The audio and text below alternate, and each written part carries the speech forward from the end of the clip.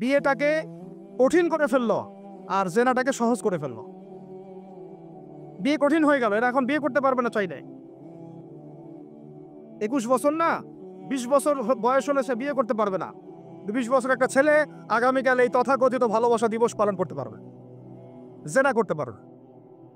কেউ বলার কিছু নাই, কেউ বলার নাই, কেউ দেখার নাই, চলছে মানে এভাবেই চলছে। সমুদ্রের পানিতে ভেসে গেছি আমরা। একটা মেয়ের বয়স 17 বছর, সে কালকে জেনা করবে। অগণিত মেয়ে কালকে 17 বছরের মেয়ে জেনা করতে পারে, আল্লাহ হেফাজত করুন। কিন্তু এ এখন বিয়ে করতে পারবে না। বিয়ে করতে গেলে সমস্যা। তাহলে চিন্তা করেন, পয়সার এক পিঠ যদি আপনি দেখান, অপর পিঠ দেখতে হবে। এক পিঠে যদি এই সমস্যা হয়, অপর পিঠে কি পড়তে সেটা দেখতে হবে, আমাকে বুঝতে হবে। বিয়ে কঠিন হয়ে গেল, জেনা সহজ হয়ে গেল। আবার বাসায় ধরেন একটা পুরুষের সামর্থ্য আছে, চাহিদাও বেশি, সামর্থ্য আছে অনেক, চাহিদাও বেশি। সমাজে বিধবা মেয়ে পড়ে আছে, তালাকপ্রাপ্ত মেয়ে পড়ে আছে, এতিম মেয়ে পড়ে আছে, বিয়ে করার মানুষ নাই। এখন সমাজে যদি কোনো সৎ পুরুষ একাধিক বিয়ে করে, তাকে সমাজে বাঁকা চোখে দেখা হবে। কিন্তু এই পুরুষে যদি বিয়ে না করে বাইরে আরো 10টা মেয়ের সাথে অকাম কুকাম করে, তাকে কিচ্ছু বলা হবে না। বলেছি আমি, কোরআন একদিকে, সুন্নত একদিকে, ইসলাম একদিকে, সমাজ, এই সমাজের তাকদীর খারাপ। এভাবেই নবী সাল্লাল্লাহু আলাইহি ওয়াসাল্লাম পেরেশান ছিলেন কিভাবে সমাজের মানুষকে ফেরানো যায়। আজকে আমরাও পেরেশান। এখন কথা হচ্ছে এগুলো চলছে আমাদের চোখের সামনেই।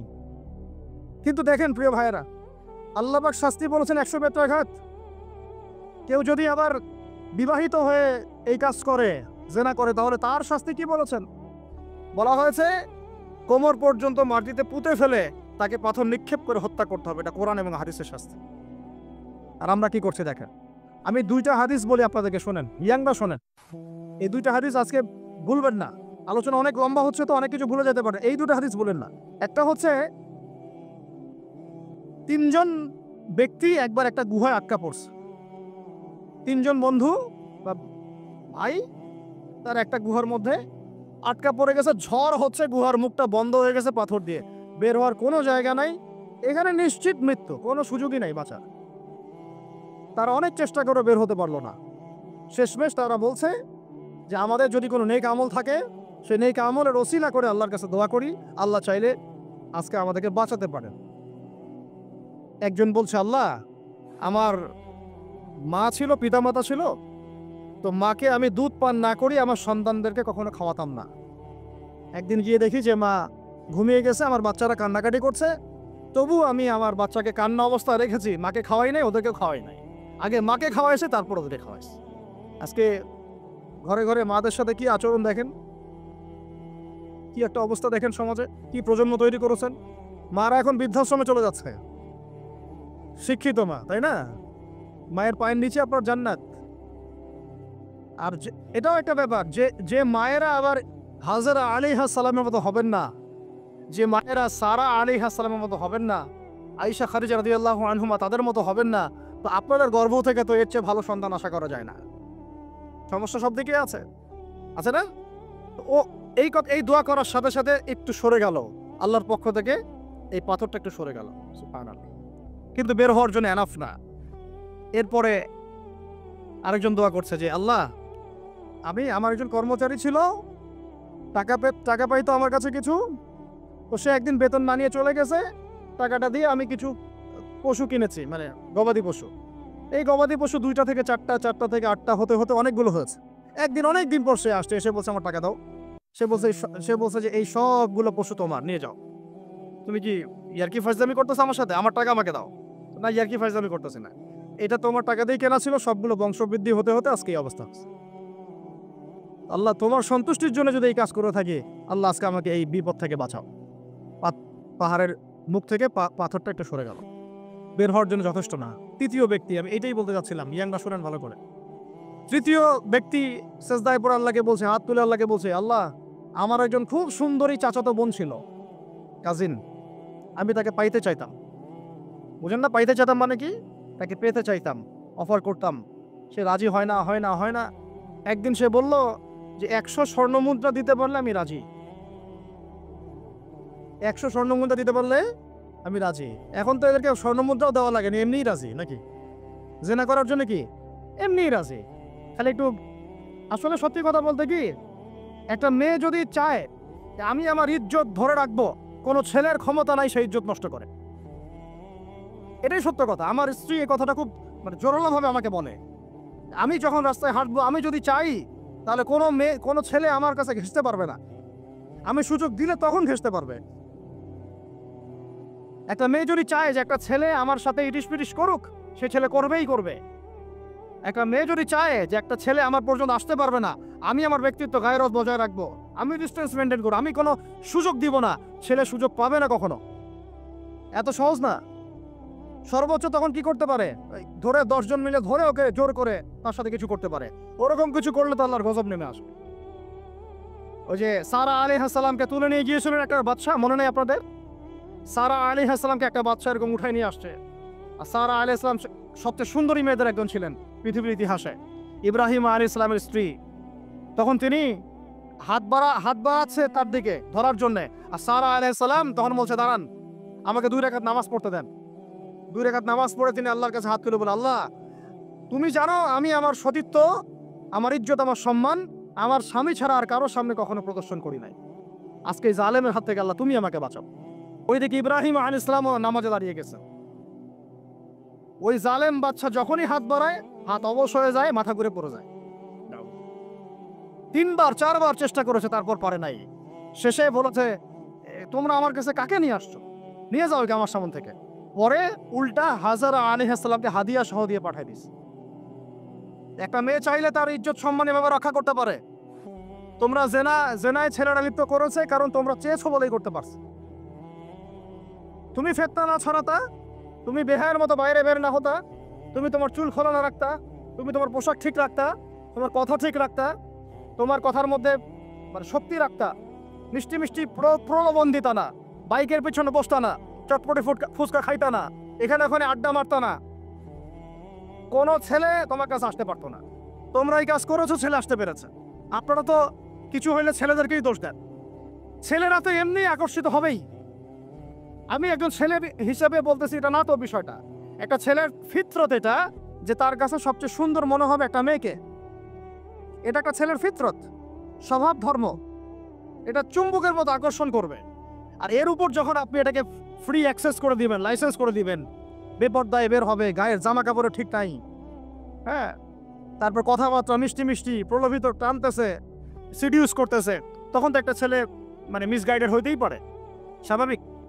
ছেলেরও দোষ আছে, কিন্তু অবশ্যই এখানে মেয়েরও দোষ আছে। আমরা তো অনেক সময় ঢাকা শহরে দেখি রাত 10টা 12টা বাজতেছে, আমরা মাহফিল করে যাচ্ছি, কোনোদিন বাসায় ফিরতে 1টা 2টা 3টাও বাজে। রাত 3টার সময় ছেলে মেয়ে বাইকে করে ঘুরতেছে ঢাকা শহর। ওই মেয়েটার কি বাসায় বাবা নাই, ভাই নাই, কোনো স্বামী বা কেউ নাই, মাহরম কেউ নাই? আমরা সুযোগ দিচ্ছি বলেই তো আমাদের ঘর পর্যন্ত ঢুকতে পারছে। সবার আগে মেয়েদেরকে শক্ত হইতে হবে। আর মেয়ের বাবা যারা, আমি তো নিজেও মেয়ের বাবা, আমরা বাচ্চাদের সাথে সময় কাটাই আর ভাবি যা কি যে হবে ভবিষ্যতে আল্লাহ ভালো জানেন। কিভাবে মেয়েকে মানুষ করব, কিভাবে সতীত্ব রক্ষা করবে আমাদের মেয়েরা। যা চলতেছে অনেক মাদ্রাসার মেয়ে পর্যন্ত নষ্ট হয়ে গেছে। আপনারা জানেন না তো, আমরা জানি কোথাও মাদ্রাসায় পড়ুয়া বহু মেয়ে নষ্ট হয়ে গেছে। যতদিন পর্যন্ত এদের হাতে মোবাইল ফোন ছিল না, ইজ্জত ঠিক ছিল। মোবাইল ফোনটা যখনই ঢুকেছে, ইজ্জত নষ্ট হয়ে গেছে বহু মেয়ের। আমি এরকম জানি, বলতে চাচ্ছি না। যাই হোক, ওই জায়গায় আসেন, ওই ছেলেটা তখন 100 স্বর্ণমুদ্রা অর্জন করেছে, কষ্ট করে আর্ন করেছে। যে আপনাদেরকে বলে যে নিজের পায়ে দাঁড়াও, তারপরে তোমার সাথে রাজি। সে অনেক কষ্ট করে 100 স্বর্ণমুদ্রা অর্জন করে মেয়ের কাছে গিয়েছে, চাচাতো বোনকে বলেছে যে স্বর্ণমুদ্রা নাও, এখন বলো তুমি রাজি না। সে মেয়ে বলছে হ্যাঁ ঠিক আছে। তো এখন দুজনের মধ্যে যা হওয়ার তাই হচ্ছে, অ্যাডাল্ট আপনারা সবাই বুঝেন। কিন্তু এখন মূল যে কাজটা, স্বামী স্ত্রীর যে মূল মিলন, এই মিলনটা করার জন্য সেই ছেলেটা বসছে। হাদিসের মধ্যে আসছে এভাবে, 2 পায়ের মাঝখানে বসে পড়ছে ছেলেটা, এখনই জাস্ট শুরু করবে। তখন ওই মেয়েটা বলে উঠছে যে হে আল্লাহর বান্দা, আল্লাহকে ভয় করো, আমি আমার সতীত্ব কখনো নষ্ট করি নাই, তুমি আল্লাহকে ভয় করো। এই কথাটা যখনই বলছে, তখন ওই ছেলের মনের মধ্যে এমনভাবে একটা রিয়াকশন জন্ম নিয়েছে, আল্লাহর পক্ষ থেকে এমন একটা নূর আর হেদায়েত চলে আসছে, ওই অবস্থা থেকে ছেলেটা উঠে চলে গেছে এবং স্বর্ণমুদ্রাও দিয়ে দিচ্ছে, যে স্বর্ণমুদ্রাও আমার দরকার নেই, যা। এবার সেই গুহার মধ্যে বন্দি অবস্থায় আল্লাহর কাছে হাত তুলে দোয়া করতেছে, আল্লাহ তুমি যদি জানো ওই কাজটা আমি তোমার সন্তুষ্টির জন্য করেছিলাম, আজকে আমাকে এই সাক্ষাৎ এই মৌতের হাত থেকে বাঁচাও। সাথে সাথে এই পাথর সরে গেছে।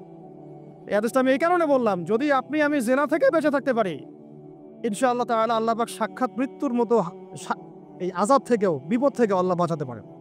এটা একটা হাদিস, সবাই মনে রাখবেন। দ্বিতীয় একটা বলি, এটা আমাদের সব বিবাহিতদের জন্য। আজকে তো বিবাহিতরাও অভাব নাই। আর আমি আশ্চর্য হয়ে যাই যে বিবাহিত একটা ছেলে, বিবাহিত একটা পুরুষ তার স্ত্রীকে এভাবে বেহায়ার মতো কিভাবে সবার সামনে শো করতে পারে। বিয়ে আপনি করলেন, মোহর আপনি দিলেন, সম্পদ আপনার, তার সতীত্ব আপনার, তার সম্ভ্রম আপনার, আপনি নিজে কেন ওকে এভাবে সবার সামনে উত্থাপন করতেছেন? টিকিট আপনি কাটলেন, সিনেমা সবাই দেখবে, ব্যাপারটা এরকম। কি অবস্থা! আবার কোন কোন ঘরে দেখা যায় স্বামীরা কন্ট্রোল করতে চাচ্ছে, কিন্তু মেয়ে বা স্ত্রী কন্ট্রোলে থাকতে চায় না। স্বামীকে বলে তুমি বেশি হুজুর হয়ে গেছো, বেশি বেশি হুজুর হয়ে গেছো। এই যুগে এগুলো চলে, এটা আধুনিকতার মডার্ন যুগ।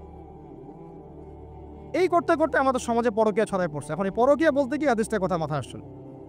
আল্লাহর নবী সাল্লাল্লাহু আলাইহি ওয়াসাল্লামের একজন সাহাবী, মহিলা সাহাবী, কি সাহাবী বলেন? এরকম ঘটনা দুই একটা ঘটেছে, আমি একটা বলতেছি খালি। মদিনা মহিলা সাহাবী কোনো একভাবে এরকম একটা অঘটন ঘটে গেছে। মানুষ তো হতে পারে কিনা, মানুষ তো পাপ করবে, তাই না? হতে পারে। এখন তিনি গর্ভবতী হয়ে গেছেন। নবী সাল্লাল্লাহু আলাইহি ওয়াসাল্লামের কাছে এসে বলছেন, ইয়া রাসূলুল্লাহ তাহিরনি, আমাকে পবিত্র করেন, আমি অনেক বড় অন্যায় করে ফেলেছি।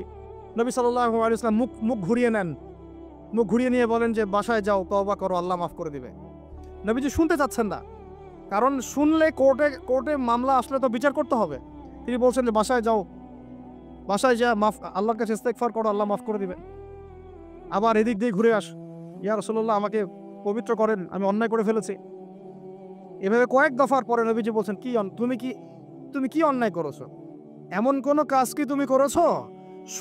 সুরমা দানিতে সুরমা নেয়ার সময় আমরা যেভাবে নেই, এরকম কোনো কাজ কি তুমি করেছো? মানে উনি শব্দটা উচ্চারণ করলেন না মুখ দিয়ে, একটা এক্সাম্পল, মিসাল দিয়ে বুঝালেন, তুমি কি এরকম কোনো কাজ করেছো? অ্যাডাল্টারি কোনো কাজ করেছো? তো তিনি বলছেন, হ্যাঁ আমি গর্ভবতী হয়েছি। নবী সাল্লাল্লাহু আলাইহি ওয়াসাল্লাম আমার বিচার করে দেন। তিনি বলছেন যে বাসায় যাও, আগে সন্তান জন্ম দাও, তারপরে দেখা যাবে। সন্তান জন্ম হলো, সেই মহিলা আবার এসেছেন, সাহাবী, ইয়া রাসূলুল্লাহ আমার বিচার করে দেন। বলছেন সন্তান জন্ম হয়েছে, হ্যাঁ, এখন সন্তান কি করে? দুধ পান করে, দুধ পান করাও, 2 বছর দুধ পান করাও, তারপরে বিচার করে দেব। 2 বছর দুধ পান করা শেষ, সন্তান এখন শক্ত খাবার খেতে পারে, কোলে করে সন্তানকে নিয়ে আসছেন। নবী সাল্লাল্লাহু আলাইহি ওয়াসাল্লামকে বলছেন যে ইয়া রাসূলুল্লাহ, এই যে আমার বাচ্চা দেখেন খেতে পারে, এখন একে আমার বিচার করে দেন। দেখেন তাদের পরকালের কনসেপ্টটা কেমন ছিল, তাদের পরকালের চেতনা কেমন ছিল। এবার নবী সাল্লাল্লাহু আলাইহি ওয়াসাল্লাম বলেন, তোমাদের মধ্যে কে আছে এই বাচ্চার দায়িত্ব নিতে পারো? একজন আনসারী সাহাবী বলছেন, আমি। বাচ্চা তার কোলে দিলেন, দিয়ে বলেন, এই তাকে নিয়ে যাও, নিয়ে গিয়ে অমুক জায়গায় নিয়ে তাকে রজম করো। কি করো? রজম মানে কি ভাই?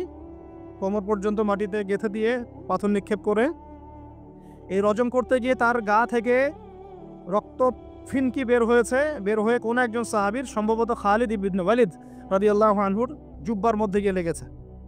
তখন তিনি কিছুটা তাচ্ছিল্যের স্বরে একটা বাক্য প্রয়োগ করেছেন যে ছি, এটা কেমন হলো?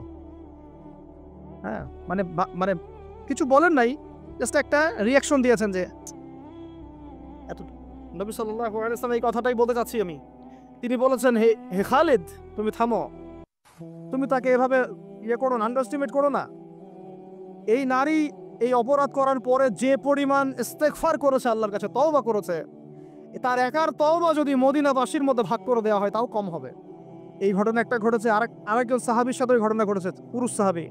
নবীজি বলেছেন, তোমরা তাকে তাচ্ছিল্য করো না, কারণ আমি দেখছি সে এখন জান্নাতে সাঁতার কাটতেছে।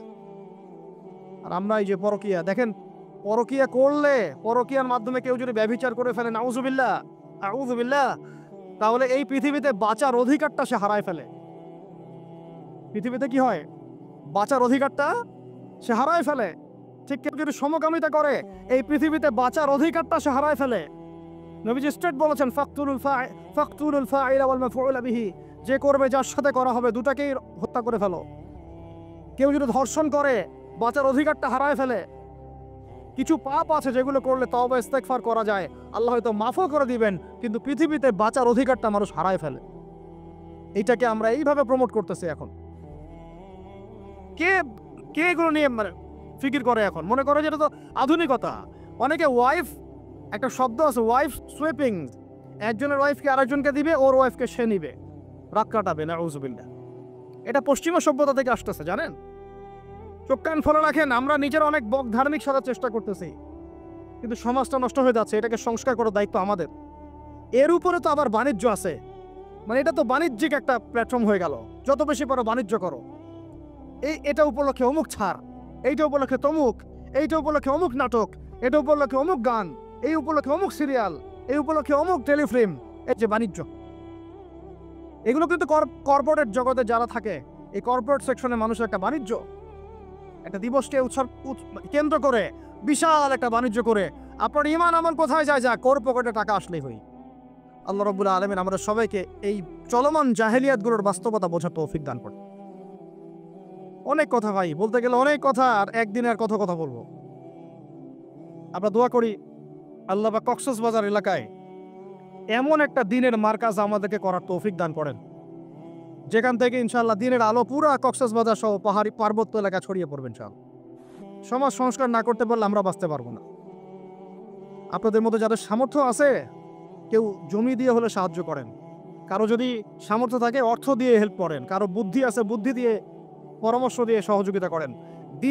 দিনের স্বার্থে, আল্লাহর জন্য, তার রাসূলের দিনকে টিকিয়ে রাখার স্বার্থে, সমাজের জাহিলিয়াতগুলো দূর করার স্বার্থে দিনই মার্কাজগুলো প্রতিষ্ঠা করার কোনো বিকল্প নাই। অযথা একদিনের মাহফিল দিয়ে আমি আসলাম চলে গেলাম, 1 বছর আপনার সাথে আমার দেখা নাই, আপনি সমাজ সংস্কার করতে পারবেন না। এভাবে দিন কায়েম হয় না। ইকামতে দিন অনেক কঠিন বিষয়। প্রত্যেক দিন প্রত্যেক রাতের মেহনতের উপর দাঁড়ায় থাকবে ইনশাআল্লাহ। আল্লাহ পাক আমাদেরকে এই বেহায়া দিবসকে বর্জন করা তৌফিক দান করুন। এই পশ্চিমাদের ফাঁদ থেকে আল্লাহ আমাদেরকে বাঁচায় রাখেন।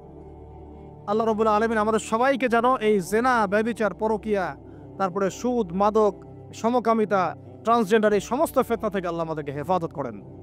আমাদের এই যুবক যুবতীদেরকে আল্লাহ পাক খাস করে এই চলমানের জাহিলিয়াতগুলো থেকে হেফাজত করেন। আমি প্রত্যেক পরিবারের কর্তা সতর্ক হয়ে যান। প্রত্যেক পরিবারের যে ভাই আছেন, যে বাবা আছেন, সতর্ক হয়ে যান। আপনার পরিবারটাকে আপনি শক্ত হাতে দমন করেন, কঠোরভাবে, দেখবেন ইনশাআল্লাহ অ্যাটলিস্ট আপনার ঘরটা পবিত্র রাখেন।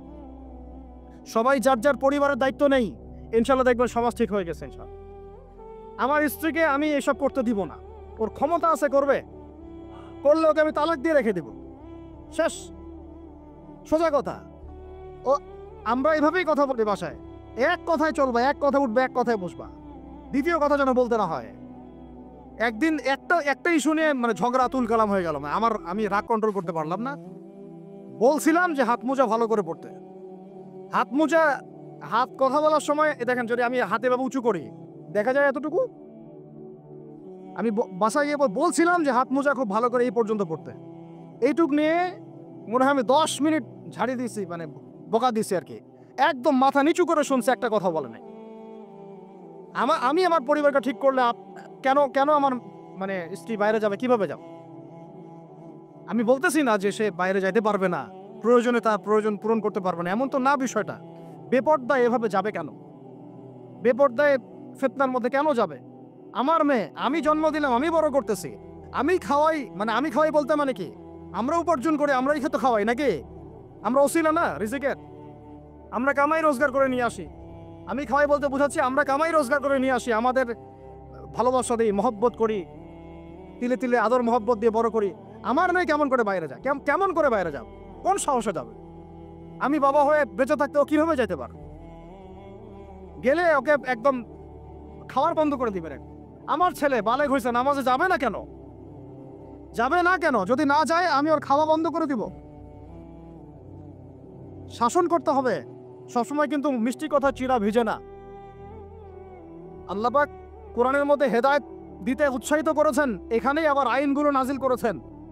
সবসময় মানুষকে দাওয়াত দিয়ে বুঝিয়ে সুঝিয়ে কাজ হয় না, মাঝে মাঝে পিটানো লাগে। লাগে না? শাসন লাগে না? লাগে। তো আমরা যদি আমাদের পরিবারের মেয়েদেরকে নিয়ন্ত্রণ করতে পারি, ছেলেদেরকে নিয়ন্ত্রণ করতে পারি, দেখবেন আস্তে আস্তে ইনশাআল্লাহ এটা কমে গেছে। আর যদি এভাবেই গা ছাড়া দিয়ে দেন, আমি বলেছি বেশি দিন লাগবে না, আর 10টা বছর পরে নাউজুবিল্লাহ আমরা আশ্রয় চাই আল্লাহর কাছে, এমনটা যেন না হয়। দেখবেন যে এটা এমন হারে বেড়ে গেছে যে ঘরে ঘরে সমকামিতা ঢুকে যাইতে পারে। নাউজুবিল্লাহ। এই তাদাদ, এই সংখ্যা দিন দিন বাড়তেছে। আপনাদের শহরে, আপনাদের এই অনেক অনেক এই যে এখানে আমি অনেক মাহফিল করেছি, অনেকেই আমাকে চিরকুট দিয়েছিলেন যে ভাই এখানে সমকামিতা বেড়ে যাচ্ছে, এই বিষয়ে কিছু বললেন। চিন্তা করেন, ভিতরে ভিতরে এগুলো চলতেছে, হোটেলে হোটেলে চলতেছে। আপনারা ভালো মানুষ যে বসে থাকলে হবে না। এত ভালো মানুষ হতে আল্লাহ পাক বলেন নাই। আল্লাহ পাক বলেছেন সৎ কাজে আদেশ করো, অসৎ কাজে কি করো? নিষেধ করো। এবং আপনি আপনার জায়গায় আল্লাহ বিরোধী কোনো কিছুকে প্রশ্রয় দিবেন না। ব্যাস, সরকার কোথায় যায় যাক, প্রশাসন কি করে করুক, ওটা আমার দেখার দরকার নেই। আমি আমার জায়গা থেকে আল্লাহ এবং রাসূলের বিরুদ্ধে কোনো কাজ করব না। সিম্পল। এই যে ইতিহাসটা ওরা জানতো না, এই সেন্ট ভ্যালেন্টাইন্স ইতিহাসটা বলে, ওরা কি জানে? এই যে কত সালে এটা বাংলাদেশে আসছে, ওরা আসলে জানে? কে নিয়ে আসলো? দেখেন, ওটা তো বললামই, ওটা আনার পরে জেনা, ব্যভিচার, ফিমিক্সিং, বাণিজ্য সব বেড়ে গেল। এটাকে কেন্দ্র করে কর্পোরেটরা এখন বাণিজ্য করতেছে। শুধুমাত্র এই দিবসে, শুনেন, আর এগুলো বলতে চাইনি, আমি বলতে বাধ্য হচ্ছি, শুধুমাত্র এই দিবসে কোটি কোটি টাকার কন্ডম বিক্রি হয়, জানে? এটা শুধু শুধু কয়েকটা কান্ট্রির পরিসংখ্যান। সারা বিশ্বের পরিসংখ্যান দিলে তো আপনার চোখ কপালে উঠে যাবে। কি হচ্ছে আর কি হচ্ছে না। যেখানে আল্লাহ রাব্বুল আলামিন বলছেন চোখ নিচু করো, কাছেও যেও না, ওটা তো কোরআনে পড়ে থাকলোই, ওটাকে লঙ্ঘন করে জিনা হচ্ছে, ব্যভিচার হচ্ছে, অবৈধ সম্পর্ক হচ্ছে, প্রচুর ধর্ষণ হবে কালকে। আর ধর্ষণ হলে আমি বলবো শুধু ছেলেটা দায়ী না, মেয়েরাও দায়ী আছে। তোমাকে মাহরাম ছাড়া কে বের হইতে বলছে? মাহরাম ছাড়া একটা মেয়ের হজ ফরজ না। মনে করেন আপনার ঘরে একজন মহিলা আছেন যার মাহরাম নাই, তার উপর হজই ফরজ হয় নাই। মাহরাম ছাড়া যার হজই ফরজ হয় না, তাকে মাহরাম ছাড়া এভাবে হোটেলে একটা ছেলের সাথে বাইকে যেতে কে বলছে? বলেন, মাহরাম ছাড়া একটা মেয়ের সফর জায়েজ নাই, হজও জায়েজ নাই, হজ করার দরকারই নাই, সে ঘরে থাকবে, ওইটাই তার জন্য বেশি গুরুত্বপূর্ণ, ওটাই হুকুম আল্লাহ পাকের। আর সে মাহরাম ছাড়া এইভাবে এখানে ওখানে ঘুরে বেড়াবে, ছেলের সাথে আড্ডাবাজি করবে, টাঙ্কি মারবে, চটপটি ফুচকা খাবে, এরপর 4টা-5টা ছেলে মিলে ওকে ধর্ষণ করে দিলে সব ছেলে দোষ ওই ছেলের উপর আসবে? আমার তো মন চায় যে প্রথমে আগে এই মেয়েগুলোকে শাস্তি করি। হ্যাঁ, ছেলেগুলোকে তো করবোই, আগে মেয়েগুলোকে করি।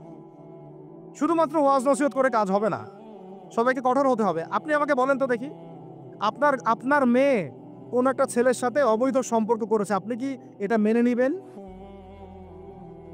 আপনারা যে কেউ হন, এখানে অনেক প্রশাসনের ভাই আছেন আমি জানি, ঊর্ধ্বতন কর্মকর্তাও আছে এখানে আমি জানি, এখানে আমার লেকচার রেকর্ড হচ্ছে এটা আমি জানি। আপনি আমাকে বলেন বা আপনার সিনিয়রদেরকে বলান এই কথাগুলো মেসেজ পৌঁছান, তাদের ঘরে যদি তাদের মেয়ে কোনো ছেলের সাথে অবৈধ সম্পর্ক করে, তারা কি মেনে নিবে? তাদের মেয়েকে যদি কেউ ধর্ষণ করে, তারা কি মেনে নিবে? আপনার ছেলেটা যদি সমকামী হয়, আপনি কি মেনে নিবেন? আপনার বাসায় যদি কালকে একটা ছেলে এসে বলে যে আপনার মেয়ে এসে বলে যে বাবা আমি ওকে ভালোবাসি, ওর সাথে বিয়ে করার আগে আমি যৌন সম্পর্ক করে ফেলছি, আপনি কি মেনে নিবেন? আপনি যদি জানতে পারেন কালকে আপনার মেয়ে গর্ভবতী হয়ে গেছে, আপনি কি মেনে নিবেন? আপনি যদি জানেন কালকে আপনার ছেলে আপনাকে এসে বলছে বাবা আমি একটা ছেলেকে নিয়ে আসছি, ও ছেলেটা আসলে বাইরের ছেলে, ভিতরে ভিতরে মেয়ে, তাই আমরা বিয়ে করে ফেলছি, আপনি কি মেনে নেবেন? তো এটা নবী সাল্লাল্লাহু আলাইহি ওয়াসাল্লামের ফিলোসফি ছিল। একজন সাহাবী এসে বলেছিলেন ইয়া রাসূলুল্লাহ আমি ইসলামের সব মানতে প্রস্তুত আছি, খালি আমাকে জিনা করার অনুমতি দেন। নাউজুবিল্লাহ। সাহাবীরা রাগ হয়ে গেছেন, এই কার সাথে কি কথা বলো, বেয়াদবি করতে। নবী সাল্লাল্লাহু আলাইহি ওয়াসাল্লাম বলেন দাঁড়াও, দেখো তাকে ছাড়ো, আমি বুঝাচ্ছি। নবীজি তখন বললেন দেখো তুমি যে প্রস্তাবটা আমাকে দিলা, ইসলামের সব তোমার ভালো লাগে, কিন্তু জেনা করতে চাচ্ছ, এখন বলো তো দেখি তোমার মায়ের সাথে কেউ যদি এমন করে তুমি কি রাজি হবা? সে বলছে না। তোমার খালার সাথে করলে না, তোমার বোনের সাথে না, তোমার স্ত্রীর সাথে না, তাহলে যেটা তুমি অন্যের ক্ষেত্রে চাচ্ছ না, পছন্দ করো না, সেটা কেন তুমি তোমার ক্ষেত্রে চাচ্ছ? এভাবে চিন্তা করলে আমাদের আর কথা বলার দরকার আছে? আল্লাহ পাক আমাদের সবাইকে কথাগুলো বোঝার তৌফিক দান করে। এখন শেষ করে দিচ্ছি এই পয়েন্ট থেকে। দেখেন, আমাদেরকে সবচেয়ে ভালোবাসেন আমাদের রব আল্লাহ। সত্যিকারের ভালোবাসার ডেফিনেশনটা হচ্ছে যে আপনি নিঃস্বার্থভাবে কাউকে ভালোবাসেন। আমাদের আশপাশে যারা আছে, যারা হালাল, ইভেন হালাল, আমার মা, আমার বোন, আমার বাবা, আমার স্ত্রী, আমার ছেলে, আমার মেয়ে, এদেরও যদি কখনো স্বার্থে আঘাত পড়ে, দেখবেন সেও আপনার পাশ থেকে সরে যাচ্ছে। এমন হয়নি কখনো? আপনার বন্ধু, আপনার ব্যবসার পার্টনার, আপনার বস, আপনার কলিগ, ওদের স্বার্থে আঘাত হলে ওরাও সরে যাচ্ছে পাশ থেকে। জিগরি দোষ সরে গেল পাশ থেকে, হয় না এমন? ভালোবাসা দুই প্রকার। বলেন কয় প্রকার? আমার সাথে বলেন, এখানে শেষ করে দিব 10টা মিনিট। ভালোবাসা কয় প্রকার? একটা হচ্ছে নিঃস্বার্থ ভালোবাসা। কি স্বার্থ? কোনো স্বার্থ নাই, নিঃস্বার্থভাবে ভালোবাসে। আরেকটা হচ্ছে কোনো না কোনো স্বার্থ জড়িত আছে এমন ভালোবাসা। আপনার স্ত্রীর চাহিদাও যদি আপনি পূরণ করতে ব্যর্থ হন, দেখবেন স্ত্রীর সাথে আপনার গন্ডগোল লেগে গেছে, যদিও সে হালাল, বৈধ। তাই না? এমন হয় না অনেক সময়? আমি তো অনেকদিন বলেছি, অনেকদিন আগেও বলেছি, 5 বছর 6 বছর আগে, যে মানুষ আসলেই মানুষের অবস্থানকে মূল্যায়ন করে। ভিতর থেকে মানুষকে শুধু মূল্যায়ন করে আল্লাহ রাব্বুল আলামিন। না হলে কি হতো? এই যে এত অন্যায় আমরা করেছি, আল্লাহ পাক কি আমাদেরকে ছেড়ে দিয়েছেন, ফেলে দিয়েছেন, গজবে ধ্বংস করে দিয়েছেন? এই যে আল্লাহ পাক যে আমাদেরকে মহব্বত করেন, ভালোবাসেন, তার প্রমাণ এগুলো। আল্লাহ পাক চান যে আমরা যেন ফিরে আসি। আল্লাহ পাক বলছেন, সারা দুনিয়ার সমান গুনাহও যদি সে করে ফেলে, আসমানের সমানও গুনাহ করে ফেলে, খালি তওবা করে ফিরে আল্লাহকে বলবে, আস্তাগফিরুল্লাহাল্লাযী লা ইলাহা ইল্লা হুয়াল হাইয়ুল কাইয়্যুম ওয়া আতুবু ইলাইহি। আল্লাহ পাক বলছেন, খালেস তওবা করলে গুনাহ তো মাফ করে দিবই, আগের গুনাহগুলোকে নেকি দিয়ে পরিবর্তন করে দেব। না ভালোবাসা না? আল্লাহ পাক সৃষ্টি করেছেন আমাদেরকে ভালোবেসে। কোরআন খোলেন, সূরা সদ পড়েন। সূরা সদের মধ্যে দেখবেন আল্লাহ বলছেন, খালাকতু বিয়াদি মা মানাআকা আল্লা তাসজুদা খালাকতু বিয়াদাই, মানে তুমি ইবলিস কেন তাকে সেজদা করলা না যাকে আমি নিজ হাতে সৃষ্টি করেছি? এটা মহব্বতের বহিঃপ্রকাশ না? আল্লাহ আমাদেরকে নিজ হাতে সৃষ্টি করেছেন। আল্লাহ পাকের হাত কেমন এটা আমরা ব্যাখ্যা করতে যাব না। এর হাতের অর্থ কি সেটাও ব্যাখ্যা করার, তাওয়িল করার দরকার নাই। কোরআনে আসছে যেভাবে সেভাবে আমরা ঈমান রাখবো, ঠিক আছে ভাই? এখানে আবার অনেকে অনেক তালগোল বাগায় ফেলে এবং বিভ্রান্ত হয়ে যায়। এদিকে যাওয়ার দরকার নাই। এখানে বোঝানো হচ্ছে আল্লাহ রাব্বুল আলামিন আমাদেরকে মহব্বত করে সৃষ্টি করেছে। এই পুরো সৃষ্টি জগৎটাই তো আল্লাহর মহব্বতের বহিঃপ্রকাশ। সবকিছু এত নিপুণভাবে চলতেছে, এটা মহব্বতের বহিঃপ্রকাশ না? আমি আপনাদেরকে নিয়ে যদি কোনোদিন কক্সবাজারের সৈকতে তারা দেখাতে পারতাম, তাহলে আমি বুঝাইতে পারতাম আপনাদেরকে যে এই মহাবিশ্বটা ঠিকই আছে কিভাবে। তারার মধ্যে একটা গাণিতিক ক্যালকুলেশন আছে যেটা সবাই জানে না। যারা একটু অ্যাস্ট্রোনমি নিয়ে পড়াশোনা করেছে তারা জানে। আপনার মানে মাথার বিবেকই উল্টায় যাবে যে এত সূক্ষ্মভাবে কিভাবে আল্লাহ রাব্বুল আলামিন এই মহাবিশ্ব সৃষ্টি করলেন। এক চুল এদিক ওদিক হলে পুরো বিশ্ব কায়নাত ধ্বংস হয়ে যাইতো। এটা কি আল্লাহ পাকের মহব্বতের বহিঃপ্রকাশ না? আল্লাহ পাক তো বরং বলেছেন পুরো সৃষ্টি পরিবারটাই আল্লাহর আহাল, আল্লাহর পরিবারের অন্তর্ভুক্ত। সুবহানাল্লাহ। এমনকি আল্লাহ পাক আমাদেরকে বলেছেন, তোমরা জমিনবাসীর সবার উপর রহম করো। ইরহামু মান ফিল আরদ ইয়ারহামুকুম মান ফিস সামা। তোমরা সবার উপর রহম করো, দয়া করো। দয়া, রহম এটা তো মহব্বতের একটা অংশ। তোমরা সবার উপর দয়া করো, রহম করো, মহব্বত করো। এটা কি হবে? তাহলে আল্লাহ পাক আসমানে যিনি আছেন, আল্লাহ পাক তোমাদের উপর রহম করবেন ইনশাআল্লাহ। আমরা সেই মহান সত্তার ভালোবাসার থেকে বের হয়ে হারাম এই যৌন ভালোবাসার দিকে যাওয়ার চেষ্টা করেছি। আসলে এটা ভালোবাসা না, যৌনতা। এর দিকে যাওয়ার জন্য এইসব করছি। আল্লাহ পাক আমাদেরকে মাফ করে যেন হেদায়েত দান করেন। আল্লাহ পাক কত ভালোবাসেন এটা নিয়ে বলতে গেলে আজকে রাত শেষ হবে। দেখেন, আল্লাহ রাব্বুল আলামিন আদম আলাইহিস সালামকে সৃষ্টি করেছেন, করে সমস্ত নাম শিক্ষা দিয়েছেন। নাম মানে হলো ইলম। নাম মানে কি? ভালো না বাসলে আল্লাহ পাক কাউকে সবচেয়ে সেরা কিছু দান করেন? সূরা ৩ আল্লাহ পাক কি বলেছেন? ওয়া তিন ওয়া যাইতুন, এগুলো শপথ করে, লাকাদ খালাকনাল ইনসানা ফি আহসানি তাকওয়িম।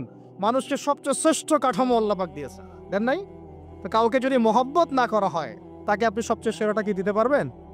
আল্লাহ পাক আমাদেরকে মহব্বত করেন, ভালোবাসেন, এবং আল্লাহ চান আমরাও যেন তাকে মহব্বত করি, তাকে ভালোবাসি। এবং আমরা আল্লাহর জন্য ভালোবাসবো। কাউকে ঘৃণা করি, আল্লাহর জন্য ঘৃণা করব। মহব্বত আল্লাহর জন্য, ঘৃণাও কার জন্য? আল্লাহর জন্য। আল্লাহ পাক সমস্ত ইলম শিক্ষা দিলেন, এটা কি ভালোবাসার বহিঃপ্রকাশ না? নূহ আলাইহিস সালামের কওম দীর্ঘদিন আল্লাহর কথা শুনে না, আল্লাহ পাক সবর করলেন, ধৈর্য ধরলেন, গজব দিলেন না, শেষ পর্যায়ে গিয়ে আযাব দিয়েছেন। এই যে আল্লাহ পাক সুযোগ দেন, সময় দেন, এটা কি আল্লাহ পাকের ভালোবাসা, দয়া না? এরকম প্রত্যেকটা কওমের ক্ষেত্রে হয়েছে।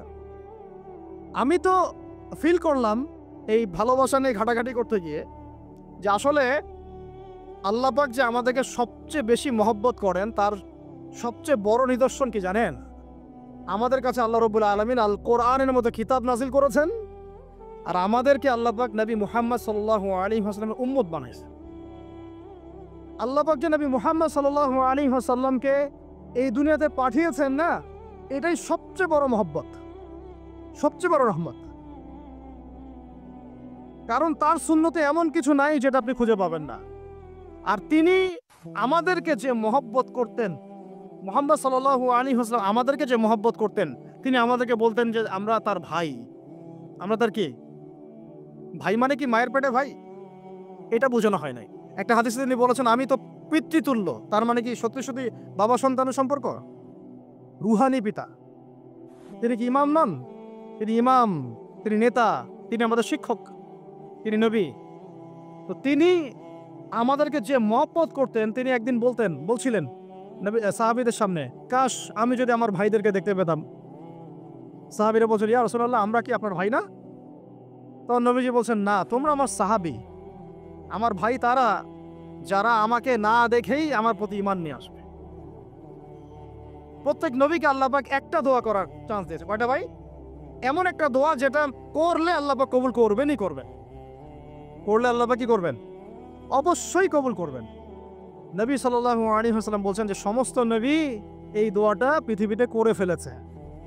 আমি এই দোয়াটাকে মুলতবি রেখেছি যে কাল কিয়ামতের মাঠে আমি আমার উম্মতের জন্য সুপারিশ করব ইনশাআল্লাহ। এবং নবী সাল্লাল্লাহু আলাইহি ওয়াসাল্লামের সুপারিশে বহু কবিরা গুনাহগার মুসলমান যারা জাহান্নামের ফয়সালা হয়ে গেছে তাদেরকে আল্লাহ পাক কিছুটা শাস্তি ভোগ করালে হলেও আবার জান্নাতে নিয়ে আসবেন ইনশাআল্লাহ।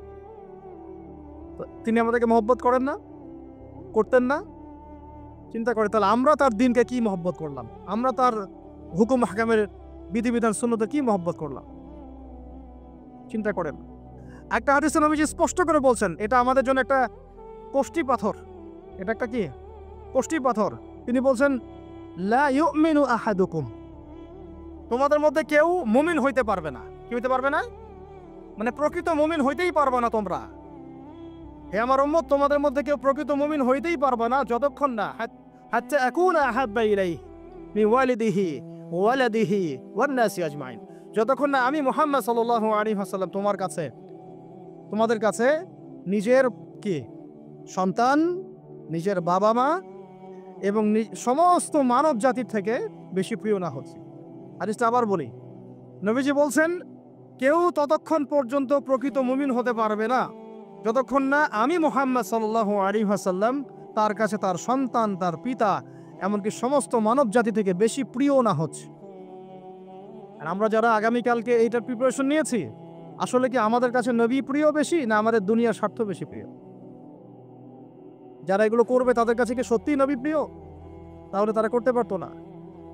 যদি নবী আমাদের কাছে সবচেয়ে বেশি প্রিয় না হয়, আমরা মুমিন হতে পারছি না। আর যাদের কাছে নবী প্রিয় তারা কখনো এমন হারাম কাজে যেতে পারবে না। যারা যাচ্ছে তারা কখনোই নবীকে ভালোবাসে না, কোশ্চিন কালেও না। শোনেন, ওমর রাদিয়াল্লাহু আনহুর নাম শুনেন নাই? বললে অনেক কথা ভাই, অনেক কথা, কোনটা রেখে কোনটা বলি। ওমর রাদিয়াল্লাহু আনহু একদিন এসে বলছেন খলিফাতুল মুসলিমিন, মুসলিমদের তিনি খলিফা। জান্নাতের সুসংবাদপ্রাপ্ত 10 জন সাহাবীর একজন। জান্নাতের সার্টিফিকেট পেয়েছেন পৃথিবীতে কয়জন সাহাবী? একটা হাদিসে একসাথে 10 জন। ওই 10 জনের অন্যতম একজন, যিনি এমন শাসন ব্যবস্থা পৃথিবীতে প্রতিষ্ঠা করেছিলেন যার মতো মিসাল এখন পর্যন্ত পৃথিবীতে আর দেখা যায় নাই। একটা হাদিসে আসছে যে রাস্তা দিয়ে ওমর হাঁটে ওই রাস্তা দিয়ে শয়তান হাঁটে না। কি বুঝলেন? শয়তান যদি দেখে ওই যে ওমর, ও আর ওই যাবে না ওই রাস্তার মধ্যে। এই হচ্ছে ওমর ইবনে খাত্তাব।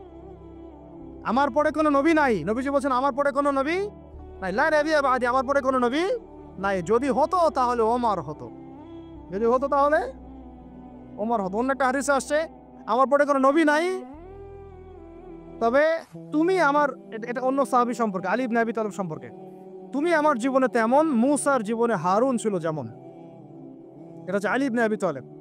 তো এখানে কথা হচ্ছে ওমর রাদিয়াল্লাহু আনহুর মতো মানুষ নবীর কাছে এসে বলছেন সাল্লাল্লাহু আলাইহি ওয়াসাল্লাম, ইয়া রাসূলুল্লাহ ওয়াল্লাহি লা উহিব্বুক, আল্লাহর কসম করে বলছি আমি আপনাকে অনেক মহব্বত করি, ইল্লা মিন নাফসি, আমার নফসের চেয়ে বেশি না। মানে আমি আমার জানের চাইতে আপনাকে বেশি মহব্বত করি না। কথা কি বুঝতে পারতেন কি? মানে আমি আপনাকে অনেক মহব্বত করি ইয়া রাসূলুল্লাহ, সব কিছু থেকে বেশি মহব্বত করি, কিন্তু আমার নিজের জানের চেয়ে বেশি না। নবী সাল্লাল্লাহু আলাইহি ওয়াসাল্লাম বলছেন, লা ইয়া ওমর, এখনো মুমিন হওনি ওমর। কাকে বলছেন? কাকে বলছেন? জান্নাতের সার্টিফিকেট প্রাপ্ত একজন মানুষকে। লা ইয়া ওমর, এখনো হওনি। তখন নবী সাল্লাল্লাহু আলাইহি ওয়াসাল্লামকে তিনি একটু পরে আবার বলছেন, ইয়া রাসূলুল্লাহ ওয়াল্লাহি আলান, এখন লা হাব্বা ইলাইয়া মিন কুল্লি শাই হাত্তা মিন নাফসি, এখন থেকে আপনি আমার কাছে সবচেয়ে বেশি প্রিয় সবকিছু থেকে, এমনকি আমার নফসের থেকেও বেশি প্রিয়। তখন নবীজি বলছেন, আলান ইয়া ওমর, হ্যাঁ এখন ওমর, এখন তুমি মুমিন হলে। তাহলে যারা আমরা নবীর সুন্নতের খেলাফ এইসব অপসংস্কৃতি, নোংরামি, জেনা, ব্যভিচার, কনসার্ট, নাটক, সিনেমা, পরকিয়া, এইসব তথাকথিত ভালোবাসা দিবস, এই জেনা দিবসগুলো পালন করছি, আমরা কি আসলেই নবীকে ভালোবাসি? আমরা কি সত্যি আল্লাহকে ভালোবাসি? আল্লাহ পাক আমাদেরকে বোঝার তৌফিক দান করেন না, জাহিলিয়াত থেকে ফিরে আসার তৌফিক দান করেন। এরকম প্রচুর ঘটনা। ভালোবাসা তো এগুলোর নাম। ভালোবাসা কাকে বলে জানেন? সাহাবীরা বাসায় যেতেন, আবার দৌড় দিয়ে আসতেন নবী সাল্লাল্লাহু আলাইহি ওয়াসাল্লামের চেহারাটা একটু দেখার জন্য। এটা নাম ভালোবাসা। আপনারা যদি ওমরা করতে যান, হজ করতে যান, দেখবেন বারবার আপনার নবীর রওজায় গিয়ে সালাম দিতে মন চাইবে, যে আরেকবার দেখা করে আসি, আরেকটু দেখা করে আসি, আরেকবার সালাম দিয়ে আসি। ভালোবাসা কোনো স্বার্থ আছে এখানে? নবী সাল্লাল্লাহু আলাইহি ওয়াসাল্লাম কি আমাদের কাছে কোনো স্বার্থ দাবি করেছেন? আল্লাহ করেছেন। এগুলো ভালোবাসা। এই ভালোবাসা হলো প্রকৃত ভালোবাসা। আর এগুলো যেটা চলছে এটা হচ্ছে যৌনতা। এগুলো কি চলছে? যৌনতা। ভালোবাসার নাম দিয়েছে এখন যৌনতা। এগুলো ভালোবাসা না, এগুলো পাশবিকতা, প্রবৃত্তির দাসত্ব। প্রবৃত্তি মানে মন যা চাই তাই করতে চাচ্ছে। আপনার মন চাইছে একটা মেয়ের সাথে রাত কাটাবেন, এটাকে আপনি ভালোবাসা নাম দিলেন, কিন্তু এটা হচ্ছে ভালোবাসা না, এটা কি প্রবৃত্তি, পশুত্ব, দাসত্ব, পশুত্বের দাসত্ব করছে। আল্লাহ পাক আমাদেরকে কথাগুলো বোঝার তৌফিক দান করেন। এরকম সাহাবীরা কত ত্যাগ করেছেন। তালহা রাদিয়াল্লাহু আনহুর নাম শোনেন না অনেকেই। নবী সাল্লাল্লাহু আলাইহি ওয়াসাল্লাম উহুদ যুদ্ধের দিন সংকটময় একটা অবস্থায় ছিলেন। তালহা রাদিয়াল্লাহু আনহু একা নবী সাল্লাল্লাহু আলাইহি ওয়াসাল্লামকে ঢাল হিসেবে পিঠ পেতে দিয়ে আসেন, উনার দিকে কোনো তীর যেন আসতে না পারে। শেষে দেখা গেল তার গায়ের মধ্যে 40 থেকে 50টা তরোয়ারের আঘাত আছে, তীরের খোঁচা আছে, বর্ষার খোঁচা আছে। এই অবস্থায় তিনি নবীকে কাঁধের মধ্যে নিয়ে উহুদ পাহাড়ে উঠেছেন নবীকে সেভ করার জন্য। এটা ভালোবাসা। এটা কি? কোন স্বার্থে? কিসের স্বার্থে? দুনিয়ার স্বার্থে? জান্নাতের স্বার্থে। একজন সাহাবী বাড়ি নির্মাণ করেছেন, তো নবী সাল্লাল্লাহু আলাইহি ওয়াসাল্লাম দেখে একটু খালি, মানে হয় না, তুমি কে, কার বাড়ি এটা? বললেন আচ্ছা অমুক সাহাবীর বাড়ি। নবীজি একটু ভ্রু কুঞ্চিত করলেন, পছন্দ করলেন না, কিছু মুখে বলেন নাই, মুখে কিছু বলেন নাই, খালি একটু অসন্তুষ্ট হয়েছেন, এক্সপ্রেশন দেখতে বোঝা যাচ্ছে। তখন ওই সাহাবীকে জানানো হলো, তোমার বাসার সামন দিয়ে তো আল্লাহর নবী সেদিন হেঁটে গেলেন, তারপরে আমার বাসা দেখে, তোমার বাসা দেখে আল্লাহ নবী সাল্লাল্লাহু আলাইহি ওয়াসাল্লাম একটু অসন্তুষ্টি প্রকাশ করেছিলেন, মুখে কিছু বলেন নাই, এক্সপ্রেশন ছিল একটু অসন্তুষ্টিমূলক। 3 দিনের মধ্যে সেই বাড়ি ভেঙে গুড়িয়ে দিয়েছে। যে বাসা দেখে আল্লাহ নবী সন্তুষ্ট হন, আমি বাসা রাখবই না। ভালোবাসা কিসের জন্য? কার জন্য? কার স্বার্থে বলেন? আল্লাহর জন্য, জান্নাতের জন্য, আল্লাহর স্বার্থে, আল্লাহর জন্য। কতগুলো বলে শেষ করবো আপনাদেরকে। সাদ বিন আবি ওয়াক্কাস রাদিয়াল্লাহু আনহু উহুদ যুদ্ধে এরকম করে তীর নিক্ষেপ করছেন। আল্লাহর নবী বলছেন, ইয়া সাদ, হে সাদ, তীর ছোড়ো, তোমার জন্য আমার পিতামাতা কুরবান হোক। আশপাশে 9 জন ছিল, তার মধ্যে একজন করে শহীদ হতে শেষে 2 জন বেঁচে থাকলো, সাদ বিন আবি ওয়াক্কাস, তালহা বিন উবাইদুল্লাহ রাদিয়াল্লাহু আনহু। এগুলো তারা কেন করেছেন? ভালোবাসার জন্যে। ভালোবাসা এগুলোর নাম। কতগুলো বললে শেষ করবো আপনাদেরকে বলেন। নবী সাল্লাল্লাহু আলাইহি ওয়াসাল্লামের কাছে একজন সাহাবী আসলে ইসলাম কবুল করতে এসে হাতের মধ্যে কিছু বালা, আংটি থাকে না, এগুলো ছিল, এগুলো খুলে ফেলে দিয়েছেন নবী সাল্লাল্লাহু আলাইহি ওয়াসাল্লাম, খুলে ফেলে দিয়েছেন। তো একটা খুব দামি সোনার আংটি ছিল, ফেলে দেওয়ার পরে অনেকে বলছে, তুমি তখন মুসলিম হয়েছো, ইসলাম কবুল করেছো, তো আচ্ছা ঠিক আছে, ওইটা না হয় নবীজি পড়তে নিষেধ করেছেন, তুমি ওইটা নিয়ে বিক্রি করে দাও, বিক্রি করে না হয় ওইটাকে দিয়ে অন্য কিছু করো। উনি বলছেন, কখনো না, আমার হাত থেকে আল্লাহ নবী খুলে একটা জিনিস ফেলে দিয়েছেন, আমি সেটা আবার নিতে যাব? কিসের জন্য এগুলা? এটা ভালোবাসা, মহব্বত। আল্লাহ পাক এটাই কোরআনে বলছেন, কুল, আপনি হে নবী আপনি বলে দিন, ইন কুনতুম তুহিব্বুন আল্লাহ, তোমরা যদি আল্লাহকে মহব্বত করেই থাকো, আল্লাহকে সত্যিকার অর্থে ভালোবেসেই থাকো, ভালোবাসা দাবি করেই থাকো, ফাত্তাবিউনি, তাহলে নবীর আনুগত্য করো, ইউহিব্বুকুমুল্লাহ, তখন আল্লাহ তোমাদেরকে ভালোবাসবেন, ওয়া ইয়াগফির লাকুম যুনুবাকুম, তোমাদের সব গুনাহ আল্লাহ মাফ করে দিবেন, আল্লাহু গফুরুর রহিম। এই হলো ভালোবাসা। ভালোবাসা মানে কি? ভালোবাসা মানে হচ্ছে আস-সামউ ওয়াত তাআ, আমি নবী এবং আল্লাহ এবং তার রাসূলের কথা শুনবো এবং আনুগত্য করব। শুনবো এবং এর নাম ভালোবাসা। শুনবো, আনুগত্য করবো, তাহলে আমরা কি শুনবো, কি আনুগত্য করব? আমাদেরকে প্রথমে কোরআন পড়তে হবে, কোরআনের অনুবাদ জানতে হবে, কোরআন অনুযায়ী জীবন করতে হবে, 5 ওয়াক্ত নামাজ পড়বো ইনশাআল্লাহ, হালাল খাবো, যাকাত দিব, রমজানের সওম রাখবো, নবীর সুন্নাহ অনুযায়ী জীবনযাপন করব, এবং সুন্নাহ বিরোধী, কোরআন বিরোধী, ইসলাম বিরোধী কোনো কাজে আমি লিপ্ত হব না। এই তো ভালোবাসা। এই ভালোবাসা যদি বহিঃপ্রকাশ ঘটাতে আমরা ব্যর্থ হই, নিজেও ধ্বংস হব, পরিবারও ধ্বংস হবে, আমাদের পরের প্রজন্মও ধ্বংস হবে, সমাজও ধ্বংস হয়ে যাবে। আল্লাহ পাক আমাদেরকে বোঝার তৌফিক দান করে নেন। আজকের মতো এখানে শেষ করে, অনেক লম্বা আলোচনা হয়ে গেল। যদি কারো কোনো প্রশ্ন থাকে সেটা আপনার লিখিত আকারে করতে পারেন, আমি অ্যান্সার দেওয়ার চেষ্টা করবো ইনশাআল্লাহ। রাত 12:30 বাজতেছে, তো শেষ করার আগে আমি জাস্ট 2টা মিনিট সময় নিচ্ছি। আমার সাথে সবাই বলেন, আমরা, দাঁড়ান আমি একটা বলি, একটা করে বলি, আমরা নবী সাল্লাল্লাহু আলাইহি ওয়াসাল্লামের শেখানো রাস্তার বাইরে যাব না ইনশাআল্লাহ। আমরা আল্লাহ রাব্বুল আলামিনের মহব্বত শুধু মুখে দাবি করবো এমন না, কাজে প্রমাণ করবো ইনশাআল্লাহ। আমরা তার রাসূলের মহব্বত শুধু মুখে দাবি করব না, কাজে প্রমাণ করবো ইনশাআল্লাহ। আল্লাহ এবং তার রাসূলের বিরোধী কোনো কাজে আমি কোনোদিনও লিপ্ত হব না ইনশাআল্লাহ। এই ইহুদি খ্রিস্টানদের এই যে পাতানো ফাঁদ, তথাকথিত এই বিশ্ব ভালোবাসা দিবসকে আমরা সবাই মিলে বয়কট করবো ইনশাআল্লাহ। এটাকে আমরা বর্জন করবো ইনশাআল্লাহ। ইনশাআল্লাহ আমাদের পরিবারের কোনো সদস্যকে আমরা এখানে শরীক হতে দিব না ইনশাআল্লাহ। এবং আমাদের যাদের সামর্থ্য আছে তারা আমরা হাত দিয়ে প্রতিবাদ করবো ইনশাআল্লাহ। সামর্থ্য নাই, মুখ দিয়ে কথা বলবো ইনশাআল্লাহ। সেই সামর্থ্যও নাই, অন্তর থেকে ঘৃণা করবো ইনশাআল্লাহ। এরপরে ইমানের কোনো স্তর আর বাকি নাই। আজকে থেকে বহু বছর আগে, আমার কথাটা একটু শুনেন, বহু বছর আগে একটা ধর্মযাজক ছিল খ্রিস্টান। আমাদের ইয়াং জেনারেশনের সমস্যা কি, তারা সামনে একটা কিছু দেখলে দৌড় দিয়ে ওখানে যাওয়ার চেষ্টা করে। ওরা বুঝে না কিন্তু আসলে এটা আসলো কোত্থেকে, কে চালু করলো, কোত্থেকে আসলো, কি অবস্থা। ওটা 270 সাল কি 90 সালের কথা, অনেক আগের কথা। ওখানে একটা সেন্ট বলে এরা, যে সেন্ট মার্টিন আপনারা বলেন, এটাও একটা ধর্মযাজকের নামেই। আপনারা তো অনেকে জানেনও না যে সেন্ট মার্টিন দিবসও আছে। সেন্ট মার্টিনও কিন্তু দিবস আছে। প্রত্যেক ধর্মযাজকের নামে পশ্চিমরা দিবস তৈরি করছে। সেন্ট মার্টিন দিবস কবে জানেন আপনারা? 11 নভেম্বর। কত তারিখ? 11 নভেম্বর। তা ওটা আবার পালন করতে চায় না। বললাম যে বলতে চাই না, তা বলে ফেললাম। প্রত্যেক সেন্টের নামে ওরা এরকম করে একটা দিবস বানায়, ওদেরকে স্মরণীয় করে রাখার জন্য। কথা বুঝতে পারছেন? আমরা কি কখন আবু বকর দিবস বানিয়েছি? ওমর দিবস বানিয়েছে? ইসলামে বদর দিবস বলে কিছু আছে, উহুদ দিবস আছে, মক্কা বিজয়ের দিনও কি আমরা বিজয় দিবস পালন করি? ইসলামে আছে ঈদ উল ফিতর, ঈদ উল আজহা। কি আছে? ঈদ উল ফিতর, ঈদ উল আজহা আছে। আমাদের আশুরা আছে, মুহররম আছে, ওখানে ইবাদত আছে। তারপরে আমাদের আরাফার দিনে সওমের ব্যাপার আছে, জিলহজে হজের ব্যাপার আছে, রমাদানের ব্যাপার আছে, এইগুলো আছে। আমরা কি নির্দিষ্ট করে কোনো দিনকে শুভ অশুভ এরকম ফিক্স করি?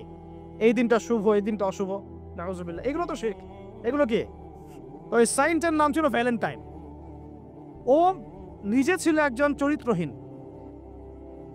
ছোট ছোট মেয়েদেরকে ফুসলিয়ে ফাসলিয়ে বিছানায় নিত আর, এবং ওটাকে সে বৈধতা দেওয়ার চেষ্টা করত।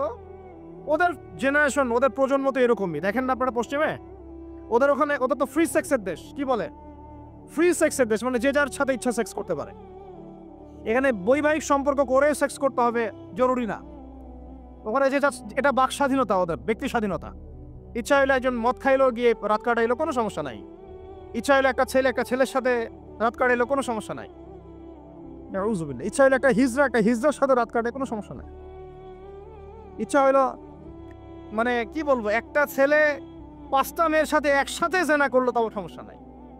5টা ছেলে মিলে একটা মেয়ের সাথে জেনা করলে কোনো সমস্যা নাই। এইগুলো আরো ভিডিও করে করে করে করে ইন্ডাস্ট্রি বানাইছে এরা। ওই ইন্ডাস্ট্রির নাম দিয়েছে পর্ন ইন্ডাস্ট্রি। কি ইন্ডাস্ট্রি? Porn industry. এগুলো যেগুলো অনলাইনে দেখানো হয় এগুলো কোনোটা বাস্তব না, রিয়েল না, এগুলো শুটিং করা। এগুলো কি জাস্ট যেমন নাটক সিনেমা আপনারা দেখেন শুটিং করা, এগুলো কি বাস্তব? স্ক্রিপ্ট লেখা হয়, 10টা ক্যামেরা থাকে, লাইট ক্যামেরা অ্যাকশন, তারপর শুটিং শুরু হয়। ঠিক পর্ন ইন্ডাস্ট্রিটা এরকম একটা ইন্ডাস্ট্রি, এটা কোনো রিয়েল কিছু না। ওইটা সারা দুনিয়ার মানুষকে এরকম বেহায়াপনা নগ্নতা ছড়িয়ে দিয়ে ইন্টারনেটের মাধ্যমে প্রত্যেকটা দেশে দেশে পুরা দুনিয়া ছড়াই দিল। এই হলো এই সভ্যতা। ওই সভ্যতার এই ছিল সাইন্ট। সাইন্ট বলা হয় মানে সেন্ট, ধর্মযাজক। যে না করতো এর বৈধতা দেওয়ার চেষ্টা করতো। তো ওই সময়ে যে রাষ্ট্রপ্রধান ছিল ওর নাম সম্ভবত ক্ল্যাডিয়াস নাকি জানি হবে, আমার মনে নাই, অনেকদিন আগের পর। মেবি দ্বিতীয় ক্ল্যাডিয়াস হতে পারে, নামটা ভুলও হতে পারে, দেখে নিয়েন চেক করে। এ আবার ছিল একটু সৎ। এ দেখছেন না এগুলো তো চলবে না, এরকম ধর্মের নাম দিয়ে আপনি মেয়েদের সাথে এরকম করবেন, কি বলে নষ্টামি করবেন, এগুলো চলবে না। ওকে ধরে জেলখানায় ঢুকাইছে। জেলখানায় ঢুকানোর পরে একজন কারারক্ষী আছে, ওই কারারক্ষীর মেয়ে আবার অন্ধ, আর এ সাইন্ট আবার চিকিৎসকও ছিল, সে আবার ট্রিটমেন্টও করত, চিকিৎসকও ছিল। তো সে চিকিৎসা করে করে ওই মেয়েটার চোখ কিছুটা ভালো করে দেয়। পরে ওই মেয়ের সাথেও আবার জেনায় লিপ্ত হয়। এরপরে একে ফাঁসি দেওয়া হয়। এরও প্রায় 200 বছর পরে, 400 মনে হয় 90 সাল কি 93 সালের দিকে এসে ওই পরের জেনারেশনের কোন এক রাজা, ওর নামও ভুলে গেছে, এটা মনে রাখতেও চাই না, আসলে মনে রাখার বিষয়ও নয়। সে এসে ওই দিবসটাকে চালু করলো যে সে একটা খুব বড় মস্ত প্রেমিক ছিল, মহাপুরুষ ছিল, মহাপ্রেমিক ছিল, তাকে স্মরণ করে রাখা উচিত, স্মরণীয় করে রাখা উচিত। ওই সময় থেকে এই যে 14 ফেব্রুয়ারি ভ্যালেন্টাইন্স ডে চালু হয়েছে। এরপরে ইউরোপের মধ্যে শোনেন, ইউরোপের মধ্যে কয়েকটা দেশ ছাড়া কেউই এটাকে গ্রহণ করে নাই। ইতালিতে এই ঘটনাটা ঘটছে, স্বয়ং ফ্রান্সও এটা অনেক সময় গ্রহণ করে নাই। ফ্রান্সে 1779 সালের দিকে 1779 সালের দিকে ফ্রান্স সরকার এটাকে নিষিদ্ধ করছিল। ওরাই মানে নাই, অস্ট্রিয়া হাঙ্গেরি মানে নাই, জার্মানি মানে নাই। এরা বলছে এইসব নষ্টামি আবার দিবস পালন করার কি আছে। ওরা কিন্তু মুসলিম ছিল না, অমুসলিম, তারাই মানে নাই। তারপরে মধ্যপ্রাচ্যের অনেক কান্ট্রি তো মানেই নাই, পাকিস্তানও মানে নাই, ইন্দোনেশিয়াও এটা হারাম ব্যান করছে, অনেক কান্ট্রি এটাকে ব্যান করে দিচ্ছে। শুধু 2টা কান্ট্রির কথা বলবো। কয়টা বলেন? 2টা কান্ট্রি, যে 2টা কান্ট্রি ফিলিস্তিনে ইসরায়েলের পক্ষে কাজ করেছে। কি মিল আছে এখানে আবার একটা, এটা একটা মিস্টেরিয়াস ব্যাপার। যেই 2টা দেশের প্রত্যক্ষ তত্ত্বাবধানে ফিলিস্তিনের ভূখণ্ডে ইসরায়েলের মতো জারজ রাষ্ট্রের জন্ম হয়েছে, এখনো সাহায্য সহযোগিতা পেট্রোনাইজ করে যাচ্ছে, ওই 2টা রাষ্ট্র এটাকে জিয়ে রাখছে। একটা নাম ব্রিটেন, ওই যে আপনারা লন্ডন যত যান যেখানে, আরেকটার নাম হচ্ছে আমেরিকা। শুধুমাত্র ব্রিটেনই প্রতি বছর প্রায় 100 কোটি পাউন্ড খরচ করে এই দিবসটাকে জিয়ে রাখার জন্য এবং সারা বিশ্বটাকে ছড়ায় দেওয়ার জন্য। আর কত শুনবেন, এগুলো বলতে থাকলে এগুলো নিয়েই রাত পার করা যায়। মূল কথাটা হচ্ছে এটা আসলো পশ্চিমা সভ্যতা থেকে, কিন্তু পশ্চিমা সভ্যতার অনেক বড় বড় রাষ্ট্র এটা গ্রহণ করে নাই, গ্রহণ করে নিয়েছো তোমরা যুবক ছেলেরা, যুবতী মেয়েরা গ্রহণ করলা, তোমরা যারা মুসলিম কান্ট্রির ছেলে মেয়েরা গ্রহণ করলা, তোমরা যারা আল্লাহ তোমাদেরকে মুসলিম পরিবারে জন্ম নেওয়ার তৌফিক দিয়েছিলেন। গ্রহণ করলো কারা? যারা উম্মতে মুহাম্মাদি বলে দাবি করে। চিন্তা করা যায়। আর বাংলাদেশে, সুবহানাল্লাহ, বাংলাদেশে এটা কিন্তু ছিল না। 1993 সালের আগ পর্যন্ত এটা ছিল না। কত সাল বলেন? 1993 সালের আগ পর্যন্ত বাংলাদেশে এটা চালু হয় নাই। আপনারা হিস্ট্রি ঘাটেন, পড়েন যে কবে থেকে এটা শুরু হলো। 1993 সালে ওই সময় একটা পত্রিকা ছিল, সম্ভবত তার নাম জয় দিন, নাম শুনছেন? ওর একটা সম্পাদক ছিল, তার নাম হচ্ছে শফিক রহমান। কি রহমান? অনলাইনে ঘাটেন, দেখেন পাবেন। এ লন্ডনে থাকতো, ওখানে পড়াশোনা করছে, ওখানকার কৃষ্টি কালচার শিখে এসে 1993 সালে প্রথম বাংলাদেশের মাটিতে এইভাবে ঢাকঢোল পিটায়ে এই বিশ্ব ভালোবাসা দিবস চালু করা হলো, যার মধ্য দিয়ে এই কাজগুলো এখন হচ্ছে। কত সালে? 1993। এই যে ইয়াং জেনারেশন কেউই জানে না, এগুলা ছুটতেছে, একটার পিছনে ছুটতেছে। আমাদের ইয়াংদের মূল প্রবলেম এটা, একটা সামনে কিছু দেখলে দৌড় দেওয়া শুরু করো, আর দাঁড়াও রে ভাই, দেখো এটা কার, কোত্থেকে আসছে, এর সাথে আমাদের কোনো সম্পর্ক আছে কিনা, এটা আমাদের সংস্কৃতি কিনা, এটা করলে আল্লাহ আবার আমাকে ধরবে কিনা, রাসূল আবার আমার উপর রাগ হবে কিনা কিয়ামতের মাঠে। আমার আমল নামে আমার গোনা জমাবে কিনা, এগুলো হিসাব আমি কেমন করে দিব, এই চিন্তা করতে হবে না? তুমি তো ভাই মুসলিম পরিবারের যুবতী, তোমাদের তারা তো আশা করা যায় না। অন্যরা করুক, সেটা না হয় আলাদা বিষয়, আমরা ওগুলো দেখতেও চাই না কে কি করে। 1993-তে এটা বাংলাদেশে আসছে, আবার বাংলাদেশে আবার ডাবল জাহেলিয়াত আসছে। কিরকম? যেটা আবার অন্য কান্ট্রিতে আসে নাই। বাংলাদেশে এই দিনে আবার আরো একটা দিবস একসাথে, ওটার নাম পহেলা ফাল্গুন। কি নাম বলেন? এই দুইটা মিলে এখন উদযাপন হবে কালকে থেকে। এই উদযাপন করতে আপনাদের সাগর পারে সব ভিড় জমায় ফেলছে, হোটেল সব বুকড, 3 গুণ 4 গুণ ভাড়া। মাশাআল্লাহ, আপনারাও তো যারা হোটেল মালিক আছেন এই সুযোগ লুফে নিচ্ছেন। হ্যাঁ, ব্যবসা বেশি হবে, তারপরে খাওয়া দাওয়ার হোটেলের প্রাইস বেশি হবে। শোনেন, একটা হারামকে কেন্দ্র করে যা কিছু অর্জন করবেন সব হারাম। একটা হারামকে কেন্দ্র করে যা কিছু অর্জন করবেন আপনি, সবই হারাম। বরং এখন আপনার বলা উচিত ছিল ইমানদার হলে, আমার হোটেল আজকে বন্ধ, আমি এই দিবস উপলক্ষে ভাড়া দেই না। সাগরের সামনে তারা এগুলো করতেছে, সাগরের এক একটা ঢেউ এটা সাক্ষী থাকতেছে। এই সাগরের এক একটা ঢেউ, যে ঢেউ আল্লাহর হুকুমে আসে, আল্লাহর হুকুমে চলে।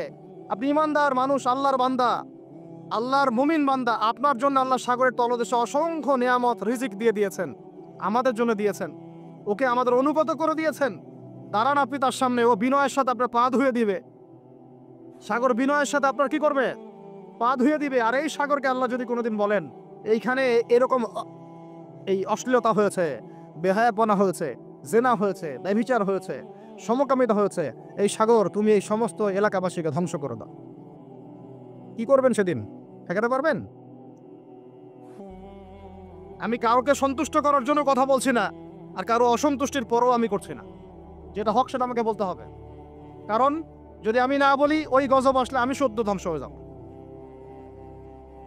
আল্লাহ পাক চাইলে এক দিনের মধ্যে এমন সুনামি দিতে পারেন, পুরা কক্সবাজার কেন বাংলাদেশ পানির তলে চলে যেতে পারে।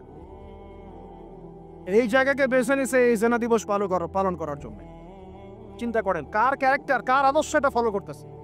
আল্লাহ পাক কোরআনে বলেছেন, লাকাদ কানা লাকুম ফি রাসূলিল্লাহি উসওয়াতুন হাসানাহ, তোমাদের মধ্যে আল্লাহর নবী মুহাম্মদ সাল্লাল্লাহু আলাইহি ওয়াসাল্লামের মধ্যেই আছে সর্বোত্তম আদর্শ।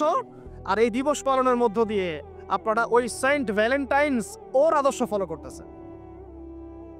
নাউজুবিল্লাহ। হাদিসে নবীজি বলছেন, আল মারউ মা'a মান আহাব, যে যাকে ভালোবাসবে। অন্য হাদিসে আসছে যে কম যার সাদৃশ্য অনুসরণ করবে তার সাথেই তার হাসর হবে। তাহলে আপনারা তার সাথে হাসরের প্রিপারেশন নিতে থাকেন। কার সাথে হাসর করতে চান? চিন্তা করা যায়। আনাস রাদিয়াল্লাহু আনহু বলতেন যে আমি আল্লাহর নবীকে ভালোবাসি, আমি আবু বকরকে ভালোবাসি, আমি ওমরকে ভালোবাসি রাদিয়াল্লাহু আনহুম আজমাইন। যদিও আমার আমল তাদের মতো নয়, তারপরে আমি আশা করি এই ভালোবাসার খাতিরে আল্লাহ তাদের সাথে আমাকে হাসর করাবেন। চিন্তা করা যায়। আজকে একটা হাদিস পড়ছিলাম যে কিয়ামতের মাঠে শহীদরা পর্যন্ত ঈর্ষান্বিত হবে, নবীরা ঈর্ষান্বিত হবে একদল মানুষকে দেখে, যে আল্লাহ পাক তাদেরকে নূর দিবেন, চেহারা আলোকিত হয়ে থাকবে। তারা শহীদও হয় নাই, তারা নবীও ছিল না, বরং তারা তাদেরকে দেখে ঈর্ষান্বিত হবে। আল্লাহ পাক বলবেন, এরা আমার সেই সব বান্দা যারা একে অপরকে মহব্বত করতো শুধু আমার সন্তুষ্টির জন্য। আর আমরা জেনাকে মহব্বত নাম দিয়েছি। এখন আমি এই জায়গাটা থেকে একটু ভিতরে যাই। দেখেন 1993 সালে এটা চালু হওয়ার পর থেকে কি হলো, আসলে হলোটা কি দেখেন। হলো মানে কি, একটু মনোযোগ দাও আমার দিকে তোমরা ইয়াংরা। যখন এটা লাইসেন্স পেয়ে গেল, পৃষ্ঠপোষকতা পাচ্ছে, তখন আসলে হচ্ছেটা কি? একটা জিনিস লাইসেন্স ছিল না, পৃষ্ঠপোষকতা ছিল না, মানুষ অল্প কিছু মানুষ করতো, সেটা আলাদা বিষয়। আর যখন একটা বিষয়ে মানে আপনি ঢাকঢোল পিটায় উদযাপন করতেছেন, তখন এটা একটা কি পেয়ে যায়, একটা আনুষ্ঠানিকতা পেয়ে যায়, একটা লিগ্যালাইজড হয়ে যায় জিনিসটা। মনে হয় যে ওটাই মনে হয় করণীয়, ওটা যারা করছে না ওরাই মনে হয় ব্যাকডেটেড, এমন হয়ে যায় বিষয়টা। হলো কি তারপরে হলো ছেলে মেয়েদের ফ্রি একটা মিক্সিং শুরু হয়ে গেল। ছেলে মেয়ে মানে আল্লাহ পাক যে বলেছেন যে তোমরা দৃষ্টি নিচু করো, এটা যে কোরআনে আছে যে একটা গায়রে মাহরামের দিকে চোখ পড়লে যদি খারাপ চিন্তা চলে আসে চোখটা কি করো, নিচু করো, ছেলে হোক মেয়ে হোক। এই আয়াত কোরআনেই পড়ে থাকলো। চক্ষু নিচু করে তো দূরের কথা, চোখে চোখ রেখে এখন কিস করতেছে মনে করে বিষয়টা, তাই না? কথা কি বুঝতে পারেন? আল্লাহ পাক কোরআনে বলছেন, আমি শর্ট করে বলতেছি যেন আপনাদের টাইমটাও মানে একটা ফ্যাক্ট। আপনার বাসায় গিয়ে পড়ে দেখবেন। আল্লাহ পাক কোরআনে বলেছেন ওয়ালা তাকরাবা হাযিহিশ শাজারা। একটু বোঝার চেষ্টা করেন। এই কথাটা আল্লাহ পাক বলেছেন আমাদের পিতা এবং মাতাকে, আদম আলাইহিস সালাম এবং হাওয়া আলাইহিস সালামকে। দেখো তোমরা জান্নাতের সব জায়গায় ঘোরো, খাও, কোনো সমস্যা নাই। ওয়ালা তাকরাবা হাযিহিশ শাজারা। এই গাছে উঠবা না, কথাটা এমন না। এই গাছের পাতা ধরবা না, কথাটা এমন না। এই গাছের ফল টান দিও না, কথাটা এমন না। এই গাছের ছায়ায় বসিও না, কথাটা এমন না। আল্লাহ পাক বলছে ওয়ালা তাকরাবা, এই গাছের কাছেও, আরো জোরে বলেন, এই গাছের কাছেও যেও না। ফল খাওয়া তো দূরের কথা, গাছে উঠা তো দূরের কথা, গাছের নিচে বসা তো দূরের কথা, কাছেও সেম কথা আল্লাহ পাক সূরা বনী ইসরাঈলের মধ্যে বলছেন ওয়ালা তাকরাবুজ জিনা, তোমরা জিনার কাছেও, বলা হয় নাই যে তুমি দেখা সাক্ষাৎ করো না, ভ্যালেন্টাইন্স ডে পালন করো না তথাকথিত, তুমি ওর হাত ধরো না, তুমি ওর দিকে খারাপ নজরে তাকিও না, তুমি ওকে কিস করো না, তুমি সব করো কিন্তু মানে বিশেষ কাজটা করো না, তার সাথে অন্তরঙ্গ মিলিত হয়েও না, এগুলো বলা হয়নি। কি বলা হচ্ছে? ওর কাছেও। আর আমরা এখন কাছে যেও না আল্লাহ কোরআনে বলেছেন, আর সমাজ বলতেছে এটাই হলো কাছে আসার গল্প। এটা কি কাছে আসার? তাহলে কোরআন একদিকে যাচ্ছে, সুন্নাহ একদিকে যাচ্ছে, আপনার ইসলাম একদিকে যাচ্ছে, আল্লাহ একদিকে, রাসূল একদিকে, সমাজ। তাহলে নিঃসন্দেহে এই সমাজের উপর আল্লাহর বরকত নাজিল হবে, আল্লাহর রহমত আসবে। এটা বোঝার চেষ্টা করেন। এরপরে কি হলো 93 পর থেকে ফ্রি মিক্সিং বেড়ে গেল। এখন দিবস পালন, আপনি তো পরিবারের পিতামাতাও মেনে নিচ্ছে যে আরে এটা তো ছেলে মেয়েরা এখন করেই, সমস্যা কি? ফ্রি মিক্সিং বেড়ে গেল। ফ্রি মিক্সিং বাড়া মানে জেনা বাড়া। এখন অবৈধ সম্পর্ক বেড়ে গেল, কেউ এটাকে জেনা মনেই করবে না।